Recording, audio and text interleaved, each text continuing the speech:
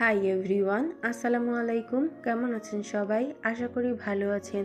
এখনও যারা আমার চ্যানেলটিকে সাবস্ক্রাইব করেননি তারা একটু কষ্ট করে সাবস্ক্রাইব করবেন। এখন চলুন বেশি কথা না বাড়িয়ে গল্পে ফেরা যাক। দুপুর গড়িয়ে বিকাল হয়ে গেছে। ফাজিহার পরিবার ফিরে যাবে এবার, কিন্তু ফাজিহা কিছুতেই মাকে ছাড়তে রাজি নয়। সে কান্নাকাটি জুড়ে দিয়েছে। ফাইজার পরীক্ষা, তাই তাকেও চলে যেতে হবে। তাই এখন সেও টের পাচ্ছে বোনের থেকে দূরে থাকার কষ্টটা। ফুপিয়ে ফুপিয়ে সেও কাঁদছে ফাজিয়াকে ধরে। মিজানুর রহমান দুই মেয়েকে সামলে অনেক কষ্টে সবাইকে নিয়ে গাড়িতে উঠলেন। মনটা ওনার বিধ্বস্ত ভীষণ। রুবাইয়া যাওয়ার আগে ফাজিয়াকে শক্ত করে জড়িয়ে ধরে আশ্বাস দিল, কাঁদিস না, কেউ না আসলেও আমি আসবো তোর কাছে মাঝে মধ্যেই। তখনই সেখানে ভদ্রকে আসতে দেখে দ্রুত গিয়ে গাড়িতে বসলো। ভদ্রের সামনে পড়লে লজ্জায় শেষ থাকবে না আর। গাড়ির জানলা দিয়ে শুভকে দেখলো। মানুষটার মাঝে কোনো লাজ লজ্জা নেই। কিভাবে তাকিয়ে আছে, মন চাইছে একটা ঘুষি মেরে দিতে। তার জন্যই এখন ওকে লজ্জায় পালাতে হচ্ছে। কিছুক্ষণ আগের ঘটনা। কে? অন্ধকারে লোকটা মুখ দেখছিল না। রুবাইয়া যে তাকে টেনে এই আলোকহীন ঘরে নিয়ে আসলো।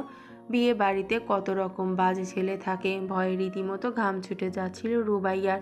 বারবার জিজ্ঞেস করার সত্ত্বেও কোনো উত্তর না পেয়ে রুবাইয়া নিজের হাত ছাড়াতে ব্যস্ত হয়ে পড়ল। না পেরে চিৎকার করতে যাবে তক্ষুনি লোকটা মুখ চেপে ধরল তার। গুঙিয়ে উঠল রুবাইয়া, হুস। চিৎকার নয়, এটা আমি, মিস। পরিচিত কণ্ঠ পেয়ে থেমে গেল রুবাইয়া। লোকটা মুখ ছেড়ে হাসলো সামান্য। এক হাতে রুবাইয়ার হাত ধরে অপর হাতে সুইচ বোর্ড হাতড়ে লাইট অন করে দিল। ঘরটা সম্পূর্ণ আলোকিত হলো। সাথে সাথে স্পষ্ট হলো শুভর মুখটা। যতই প্রেমের সম্পর্কে থাকুক, একা ঘরে টেনে নিয়ে আসায় রুবাইয়ার মন থেকে ভয় গেল না। শুকনো ঢোক গিলে জিজ্ঞেস করলো, আপনি আপনি এইখানে কেন নিয়ে এসেছেন? একটু দেখব বলে, তৃপ্তি মিটিয়ে। তাই বলে একা ঘরে নিয়ে আসবেন? বাইরেও তো আপনার সামনেই ছিলাম আমি। বাইরের সবার সামনে তৃপ্তি মিটিয়ে দেখতে পাচ্ছিলাম না। এই মুহূর্তে শুভকে কিছুতেই ভরসা করতে পারছে না রুবাইয়া। সবার বাইরে এই মুহূর্তে কিছুতেই শুভকে ভরসা করতে পারছে না রুবাইয়া। সবাই বাইরে ফাজিহার রিসেপশনে। এখন কেউ আর এই দিকে আসবে বলেও মনে হচ্ছে না। ফাঁকা বাড়ি, তার ওপর ফাঁকা ঘরে, সব মিলিয়ে রুবাইয়ার নারীসুলভ মন বিভিন্ন আশঙ্কায় ভীত হলো। সে ঘর থেকে বেরোনোর জন্য ছটফট করে উঠল। প্লিজ আমাকে ছেড়ে দিন, আমার ভয় হচ্ছে। রুবাইয়ার ভয় পাওয়ার কারণ বোঝা মাত্র শুভ শব্দ করে হেসে উঠল। বলল, রিল্যাক্স মিস রুবাইয়া, এত ভয় পাওয়ার কিছু নেই। আমি তেমন ছেলে না। আমি তো আপনারই। আপনার গায়ে এক ফোঁটাও কলঙ্ক লাগাতে দেব না আমি, ভরসা করতে পারেন। রুবাইয়া স্থির হয়ে দেখল শুভর হাসিটুকু। ওই হাসি তো কী ছিল জানে না সে, তবে এতটুকু জানে আর কোনো ভয় কাজ করছে না ওর। কি নিখাত হাসি। নিজের মনেই লজ্জা পেল রুবাইয়া। ছি, কী সব ভাবছিল শুভকে নিয়ে। একটু আমতা আমতা করে বলল, আসলে আপনি যা ভাবছেন তা না, কেউ দেখে ফেলবে তাই। শেষের কথাটা ক্ষীণ স্বরে মাথা নিচু করে বলল রুবাইয়া।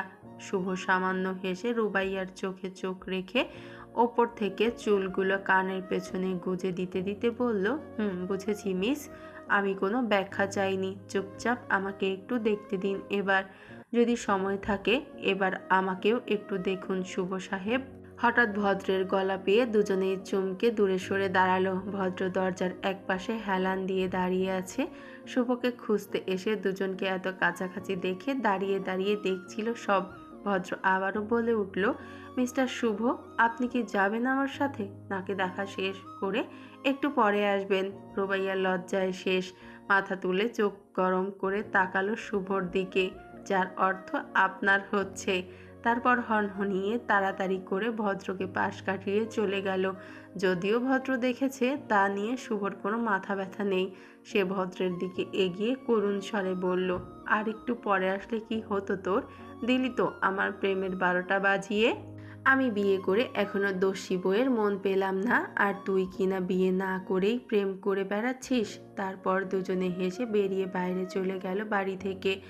আজকে অনেক কান্না করার দরুন ফাজিহার চোখ মুখ একদম ফুলে গেছে। তিশা আর রায়সা মিলে অনেক সাহায্য করেছে মেকআপ তুলে হালকা হতে। এখন আপাতত সাধারণ একটা সুতি শাড়ি পরেছে।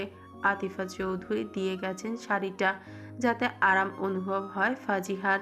অনেকক্ষণ ডাকার পরও ফাজিহা খেতে যায়নি। ভদ্রের ছোট ফুপি আর আতিফা চৌধুরীও এসে নিয়ে যেতে চেয়েছেন, কিন্তু ফাজিহা যায়নি। তার নাকি শরীর ভালো লাগছে না, তাই খাবে না। ঘরে দিয়ে যাওয়ার কথা বললেও সে মানা করে দিয়েছে। মূলত মন খারাপের জন্য কিছুই খেতে ইচ্ছে করছে না তার।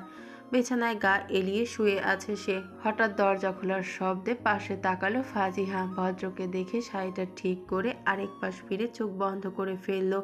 ভদ্রের হাতে থাকা খাবারের প্লেটটা বেডসাইড টেবিলে রেখে ফাজিহার দিকে ঝুঁকে জিজ্ঞেস করলো, আমার হাতে খাওয়ার জন্য এসব ফোন দিয়ে এঁটেছ?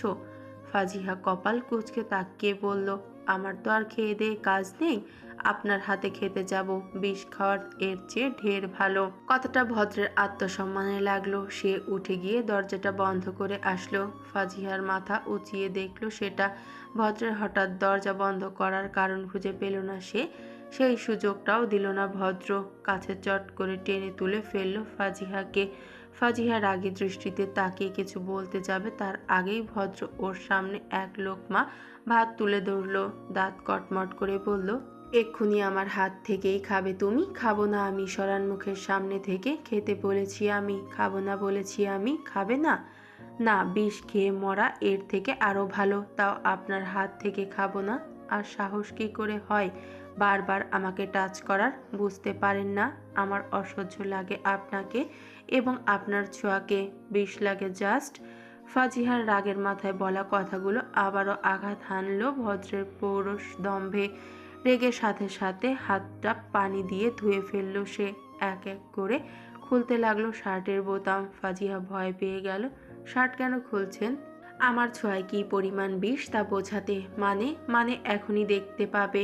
বেশি ছাড় দিয়ে ফেলেছি আর না, কাছে আসলেই খুন করে ফেলবো আপনাকে। তুমিই হয়ে যাবে খুন। ফাজিহা ভয়ে বিছানার আরেক পাশে চলে গেল। ভদ্র শার্টটা ছুঁড়ে ফেললো। এগুলো ফাজিহার দিকে। এখন কে আমার হাতে খেলো? কি যেন বলেছিলে? বিষ? ওইটা এনে দিব এবার? ফাজিহা কটমট চোখে তাকালো ভদ্রের দিকে। তা দেখে ভদ্র ভয় দেখালো পুনরায়। একদম চোখ দেখাবে না। শার্ট কিন্তু এখনো পরিনি। না চাইতেও ফাজিহাকে নিজের রাগ হজম করে নিতে হলো। অসভ্য লোক, ভয় দেখিয়ে নিজের হাতে খাইয়েছে। নেহাত মেয়ে মানুষ, তাই সম্মানের ভয় পায়, না হলে এতক্ষণে দেখিয়ে দিত ওই অভদ্রটাকে। ফাজিহার নাস্তানাবুদ অবস্থা দেখে ভদ্রের দম ফেটে হাসি এলো, তবে নিজেকে সংযত রেখে বলল, নাটক যত সব।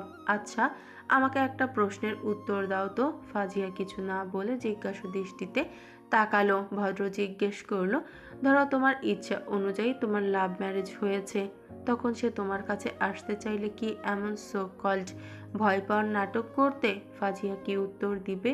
তার নিজের কাছেই তো কোনো উত্তর নেই। তাও মেকি রাগ দেখিয়ে বলল, অবশ্যই সে আর আপনি এক নন। আর না, আমি এরকম কাউকে চুজ করতাম। এরকম কাউকে বলতে কি বোঝাতে চাইছো তুমি? আপনার মতো অভদ্র কাউকে আমি চুজ জীবনেও করতাম না। ভেবে বলছো? ভাবাভাবির কি আছে? ওকে ফাইন, তাহলে আবার অভদ্র হই, কি বলো? ফাজিহার হঠাৎ হুঁশ এলো। এখন ভদ্রকে কিছুতেই রাগানো যাবে না, কখন আবার হামলে পড়ে বলা যায় না। গলা পরিষ্কার করে বলল, আমার ঘুম পাচ্ছে, আপনার সাথে বক বক করার কোনো মুড নেই আমার, ক্লান্ত আমি। বলেই ফাজিহা কাঁথা দিয়ে মুখ ঢেকে ঘুরিয়ে শুয়ে পড়ল। ভদ্র এক টানে কাঁথাটা খুলে ফেলল। ঘুমাবে মানে? তুমি খাটে ঘুমালে আমি কোথায় ঘুমাবো? আপনি আজ সোফায় ঘুমাবেন, কারণ কাল অজান্তে হলেও আমি ছিলাম সোফায়। আমি তোমার মতো এতটা খাটো না যে সোফায় ঠিক করে ঘুমাতে পারবো। জায়গা হয় না আমার ওখানে, তুমি গিয়ে থাকো ওইখানে। না, আমারও হয় না জায়গা, আমি যাব না সেখানে, আপনি যান। যাবে না? অন্য কিছু করতে হবে আমার। এমনিতেও এইটা আমার ঘর, যা খুশি করতেই পারি। ফাজিহা এবার বেজায় চটে গেল, সাথে অভিমানও হলো তার। নিজের বাড়ি হলে তাকে এমনভাবে সোফায় থাকতে কেউ বলতে পারতো না কখনো। অনেক কষ্টে মনকে বুঝিয়ে সিদ্ধান্ত নিয়েছিল এই বাড়িকে আর মানুষগুলোকে আপন করার চেষ্টা করবে, কিন্তু যার নিমিত্তে এসব করবে সেই তো আপন ভাবে না। হ্যাঁ, এটা ঠিক, তার ভালোবেসে বিয়ে করার স্বপ্ন ছিল, তাই বিয়েটা নানা প্রকারে ভাঙতে চেয়েছিল, কিন্তু তাছাড়াও তো আর একটা সুন্দর সংসার স্বপ্ন ছিল। বিয়ে যখন হয়েই গেছে, সে ভেবেছিল চেষ্টাটা অন্তত করবে, তা আর হচ্ছে কোথায়। সে রেগে বলে উঠল, সব সময় এত হুমকি কেন দেন? আপনার বাড়িতে আছি বলে এরকম করছেন তো? চলে যাব আমি, বাবাকে বলবো তুমি ভুল বলেছিলে, এইটা আমার বাড়ি না। আমি মনে করতে চাইলেও কেউ দিবে না। ভদ্র অবাক হলো ফাজিহার কথা শুনে। ফাজিহা এইটাকে নিজের বাড়ি মনে করতে চায়? তার মানে ও মনে মনে সম্পর্কটাকেও সুযোগ দেওয়ার কথা ভেবেছে হয়তো, নয়তো সামান্য ব্যাপারটা নিয়ে এতটা রিয়্যাক্ট করার কথা তো নয়, উল্টো ভয় পেয়ে বাহানা বানানোর কথা। কথাটা বলে ফাজিহা খাট থেকে নেমে সোজা গিয়ে সোফায় শুয়ে পড়ল কাচুমাচু হয়ে। এমনিতেই প্রথম থেকে মন খারাপ ছিল ওর, এখন আবার মন খারাপ হয়ে গেল। ভদ্র দ্বিধায় পড়ে গেল, সে কি অতিরিক্ত করে ফেলেছে? ফাজিহা কি কষ্ট পেল? মেয়েটার নরম মন প্রথম দিনই বুঝেছিল সে, শুধু দস্যিপনার জন্য একটু জব্দ করতে চেয়েছিল। ভদ্র হালকা কণ্ঠে ডেকে উঠল, ফাজিহা। জবাব দিল না ফাজিহা। ভদ্র আবারও ডেকে উঠল, ফাজিহা বিছানায় আসো। তাও কোনো জবাব আসলো না। ভদ্র জানে এখন কি করতে হবে। সোজা গিয়ে সোফার কাছে দাঁড়ালো, তারপর জোর করে কোলে তুলে নিল ফাজিহাকে, এনে খাটে শুইয়ে নিজের সাথে জাপটে জড়িয়ে ধরল শক্ত করে। ফাজিহা তেজ দেখিয়ে অনেকক্ষণ চেষ্টা করলো ছাড়া পাওয়ার জন্য। শেষে ক্লান্ত হয়ে রেগে গিয়ে বলল, আপনি আমাকে বারবার টাচ করেন কেন? কোন সাহসে? অধিকার আছে আমার, 3 কবুলের অধিকার। কিসের এত অধিকার? মুখে কবুল বললেই হয়ে যায়? মনের কোনো গুরুত্ব নেই? মনও আমিই ছিনিয়ে নিব খুব দ্রুত। পারবেন না? পারবো কি পারবো না সেটা না হয় পরেই দেখা যাবে। ফাজিহা চুপ করে গেল। ভদ্র একটু ইতস্তত করে বলে উঠল, আই এম সরি। মাথা তুলে তাকালো ফাজিহা। সরি বলছে তাও মিস্টার অভদ্র? অদ্ভুত। ফাজিহা জিজ্ঞেস করলো, হঠাৎ? এই যে বলেছিলাম এটা শুধু আমার ঘর, আর তখন জোর খাটিয়ে ভয় দেখিয়েছি তাই। আমি যাই বলি এই বাড়িটা তোমারও। মানুষগুলো এখন সবাই তোমার নিজের আপন। সাথে চাইলে এই অভদ্রকেও করতে পারো আপন, তবে জোর নেই তাতে। আপনাকে? অসম্ভব। আপনার জন্য আমার সব শেষ হয়ে গেছে। আপনাকে তো আমি। বলেই ফাজিহা গলা চেপে ধরল ভদ্রের। চোখ বড় বড় হয়ে গেল ভদ্রের। কার সাথে এত সুন্দর করে আদরে গলায় কথা বলছিল সে? টেনে ছাড়িয়ে নিল নিজেকে। ফাজিহাকে বুক থেকে সরিয়ে উঠে বসলো সে। ফাজিল মেয়ে সব সময় এসব মারাত্মক কাজ করার জন্য প্রস্তুত থাকে। ভালো করে কথা বললেও ভুগতে হয়। দূরে থাকবে আমার থেকে। আমার বয়ে গেছে আপনার কাছাকাছি থাকতে। ঢং করে আমাকে আবার বিছানায় এনেছে। যত সব ঘেঁষাঘেঁষির ধান্দা। চুপ, একদম চুপ। আর একটা কথা বললে আবারও কিছুক্ষণ আগের কথা মনে করিয়ে দিব। ফাজিহা চুপ মেরে গেল। ভদ্র নেমে আলমারি থেকে একটা কোলবালিশ বের করে আনলো। বিয়ে হয়েছে বলে আদিফা চৌধুরী তুলে রেখেছিলেন এটা। বালিশটা এনে বিছানার মাঝ বরাবর রেখে বর্ডার করে দিল ভদ্র। ফাজিহাকে শাসিয়ে বলল, একদম এই দিকটায় আসার চেষ্টাও করবে না ফাজিল মেয়ে। আপনিও করবেন না মিস্টার অভদ্র। এরপর দুজনেই পাশ ফিরে শুয়ে পড়ল। অবসরে ঝগড়া অবসানে ঘুম এসে ধরা দিল দুজনের চোখে। আজ সকাল সকাল উঠে পড়েছে ফাজিহা। যদিও উঠে পড়েছে বললে ভুল হবে, আসলে ভেঙে গিয়েছে ঘুম। ফাজিহার একটা স্বভাব আছে, ঘুমানোর সময় পাশে কোল বালিশ থাকলে সেটাকেও ঘুমের ঘোরে এপাশ ওপাশ স্থান পরিবর্তন করা। কাল রাতেও বোধহয় তেমনটাই হয়েছিল। সকালে উঠে নিজেকে ভদ্রর বক্ষে আর কোল বালিশটাকে আরেক পাশে পেয়েছে। সাথে সাথে ঘুম হাওয়ায় মিলিয়ে গিয়েছে তার। ভদ্র টের পাওয়ার আগেই বালিশটা জায়গা মতো রেখে সে উঠে নিচে চলে এসেছে। এত ভোরে বাড়ির কেউই ওঠেনি। নামাজ পড়ে সবাই ঘুমিয়ে গেছে আবারও। ফাজিহা শাড়িটা কোমরে গুজে রান্নাঘরে ঢুকলো। রান্না বান্না করতে তার ভালোই লাগতো, শুধু নাজিয়া রহমান দিতে চাইতো না। এখন তো এটা শ্বশুর বাড়ি, সে না মানলেও এটাই এখন তার নিজের বাড়ি। সবাই হয়তো খুশি হবে। তাছাড়া অভদ্ররে তো আজ থেকে অফিস আছে, টিফিনটা সেই বানিয়ে দিবে। ভদ্র বাড়িতে যেহেতু অফিসের ব্যাপারে জানায়নি, তাই সবাই দেরি করে উঠবে। আবার ভদ্রের টিফিন বানাবে কখন? ফাজিহা বানালে সবাই অবাক হয়ে যাবে। সব ভেবে মনে মনে খুশি হলো ফাজিহা। খুঁজে খুঁজে রান্নার প্রয়োজনীয় সব সরঞ্জাম এক জায়গায় রাখলো সে। সবার জন্য ডিম পরোটা বানাবে সে আজ, সাথে এক প্রকার ভাজা। আর যারা তেলের জিনিস খাবে না তাদের জন্য রুটি তরকারি করবে আলাদা করে। ভদ্রের টিফিনের জন্য বিরিয়ানি রান্না করবে, সাথে চিকেন ফ্রাই দিবে। আতিফা চৌধুরী বলেছিলেন ভদ্র বিরিয়ানি নাকি অনেক ভালোবাসে। চুলায় চা বসিয়ে সব জোগাড় করে নিল সে। একে একে সব রান্না করতে 2 ঘন্টার মতো সময় লেগে গেল। 8টা বেজে 15 মিনিট হয়ে গেছে, এখনো বিরিয়ানিটা সম্পূর্ণ হয়নি। দমে রেখে দিয়েছে। প্রথমে শুধু ভদ্রের জন্য বানাবে ভাবলেও পরে বড় পাতিলে বেশি করে সবার জন্য রান্না করেছে সে। দুপুরের জন্য আর আলাদা করে রান্নাও করতে হবে না। ফাজিহা তাড়াতাড়ি হাত চালাতে লাগলো। ভদ্র বেরিয়ে যাবে 9টায়। এখন বাকি রেস্টে রাখা চিকেন ফ্রাইগুলো ভেজে নেওয়ার পালা। ফ্রিজ থেকে চিকেন ফ্রাইগুলো বের করে ভাজতে শুরু করলো ফাজিহা। ইতিমধ্যে সারা বাড়িতে বিরিয়ানির ঘ্রাণ ছড়িয়ে গেছে। ঘ্রাণ পেয়ে আতিফা চৌধুরী আর বজ্রের বড় ফুপি রাজিয়া তাড়াতাড়ি রান্নাঘরের দিকে আসলেন। এত আয়োজন দেখে তারা অবাক হয়ে গেলেন। আতিফা চৌধুরী ফাজিহাকে জিজ্ঞেস করে উঠলেন, এসব কি তুমি করেছো মা? আতিফা চৌধুরীর গলা পেয়ে ভড়কে গেল ফাজিহা, সাথে ভয়ও পেল। ভীতু কণ্ঠে জিজ্ঞেস করলো, কেন আম্মু, এইগুলো কি এ বাড়িতে কেউ খায় না? তুমি এসব কেন করেছো? আসলে আম্মু উঠে গিয়েছিলাম তাই। উঠে গিয়েছো তাই বলে রান্নাঘরে আসতে হবে? কে দিয়েছে তোমায় এমন অনুমতি? ফাজিহার চোখ দুটো জলে টইটুম্বুর হয়ে গেল। তা দেখে রাজিয়া চৌধুরী হেসে উঠে আতিফা চৌধুরীকে বললেন, দিলে তো মেয়েটাকে কাঁদিয়ে, এক্ষুনি দেখবে চোখ থেকে জল গড়িয়ে পড়ছে। আতিফা চৌধুরী আর ভাব ধরে থাকতে পারলেন না, হেসে উঠলেন। নিজের হাতের থেকে একটা চুড়ি খুলে ফাজিয়ার হাতে পরিয়ে কপালে চুমু এঁকে দিলেন। ওকে শাসন করে বললেন, আজকে এসেছো মেনে নিলাম, খুব খুশি হয়েছি আমি, কিন্তু আর কখনো আসবে না। আমার সাহায্য করতে আসতেই পারো, কিন্তু একা একা না। পড়ালেখা করো আগে মন দিয়ে, তারপর না হয় সংসার সামলাবে, বুঝেছো? ফাজিহা মাথা নাড়ল, তার চোখ বেয়ে খুশির কান্না ঝরছে। আতিফা চৌধুরী আবার বললেন, লক্ষ্মী মেয়ে, আর কে বলেছে কেউ খায় না? এগুলো বাড়ির সবারই অনেক পছন্দের, বিশেষ করে ভদ্রের আর তোমার শ্বশুরের। বয়স হওয়ায় আমি আজকাল এসব করে খাওয়াতেও পারি না। সবাই খুব খুশি হবে। ভদ্র নাস্তা না করে বেরিয়ে যাচ্ছিল। ফাজিহাকে খুঁজে না পেয়ে বিরক্ত সে। ফাজিলটা সকাল সকাল কোথায় গেছে কে জানে, হবে হয়তো বাগানে বা ছাদে। তাই আর মাথা ঘামায়নি সে। যাওয়ার সময় হঠাৎ রান্নাঘর থেকে কথার আওয়াজ শুনে সেদিকে গেল। এত সকাল সকাল আবার কে উঠে গেল? গিয়ে সবাইকে সেখানে দেখে ভ্রু কুঁচকে গেল তার। আতিফা চৌধুরীকে জিজ্ঞেস করলো, এখানে কি হচ্ছে আম্মু? ভদ্রকে দেখে ফাজিহা খুন্তিটা রেখে দিল। এখনই ভদ্র যদি জানে সে ভদ্রের জন্য রান্না করেছে তাহলে লজ্জায় পড়ে যাবে ফাজিহা। ভদ্র লক্ষ্য করলো সেটা। আতিফা চৌধুরী ভদ্রের দিকে তাকিয়ে মুচকি হেসে বললেন, কি আবার হবে? বউ আপনার জন্য রান্না করেছে, সবার জন্য নাস্তা বানিয়েছে। হ্যাঁ, আমরা এসে দেখি তো একেবারেই অবাক, তাল মিলিয়ে বললেন রাজিয়া চৌধুরীও। ভদ্র জিজ্ঞাসু দৃষ্টিতে তাকালো ফাজিহার দিকে। ফাজিহা চোখ ঘুরিয়ে নিল, হালকা হাসলো ভদ্র। আতিফা চৌধুরীকে বলল, টেবিলে নাস্তা দাও আম্মু, আমি খেয়ে বের হব। বলতে ভুলে গিয়েছিলাম, আজ থেকে আবার অফিস জয়েন করেছি।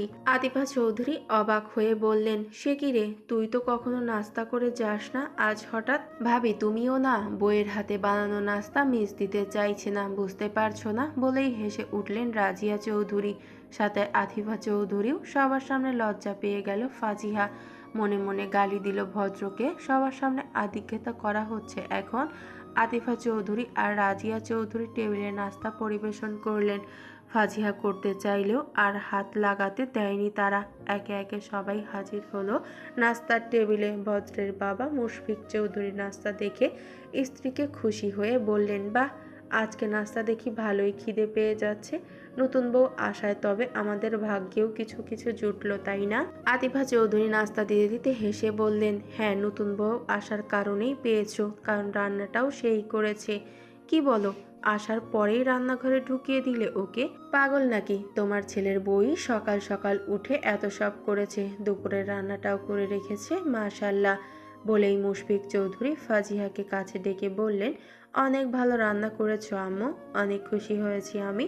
তবে এমন কাজ আর হাত লাগিও না, বাচ্চা মানুষ তুমি। তুমি এসবে হাত লাগালে তোমার বুড়ি শাশুড়ি অলস হয়ে যাবে আবার। বলেই হো হো করে হেসে উঠলেন। এক টুকরো পরোটা মুখে ফুরলেন। আতিফা চৌধুরীর চোখ রাঙালেই দমে গেলেন আবার। ফাজিহা মুচকি হাসলো তা দেখে। খাবার টেবিল জুড়ে গমগমে পরিবেশ। সবাই বেশ সুনাম করেছে ফাজিহার। রাইসা প্লেট আর একটা পরোটা নিতে নিতে বলল, দারুণ ভাবি, মাস্ট টেস্টিং। সবার এত সুনামের মাঝেও ভদ্র চুপচাপ খেয়ে যাচ্ছে, কোনো কথা না বলে। খাওয়া শেষেও কিছু বলল না ফাজিহাকে, কিন্তু ফাজিহা তো উদ্গ্রীব হয়ে আছে ভদ্রের প্রশংসার জন্য। ভদ্রের পিছু পিছু লাঞ্চ বক্সটাও নিয়ে দরজা অবধি গেল। বক্সটা ভদ্রের হাতে দিয়ে বলল, অশুভ ভাইয়ের জন্যও দিয়েছি, একজনের জন্য দিলে কেমন খারাপ দেখায়। বিনিময়ে ভদ্র শুধু ওকে বলে বেরিয়ে গেল। ফাজিহা রেগে মেগে দরজাটা ঠাস করে বন্ধ করে দিল। বাইরে থেকে হেসে উঠল ভদ্র। সে জানে ফাজিহা কেন তার পেছনে পেছনে এসেছিল, তবে এইভাবে মুখে বলে তো ভদ্রের কোনো প্রশংসা করতে রাজি নয়। তবে ম্যাডামের একটু রাগ করলে না হয় সেটাই সই।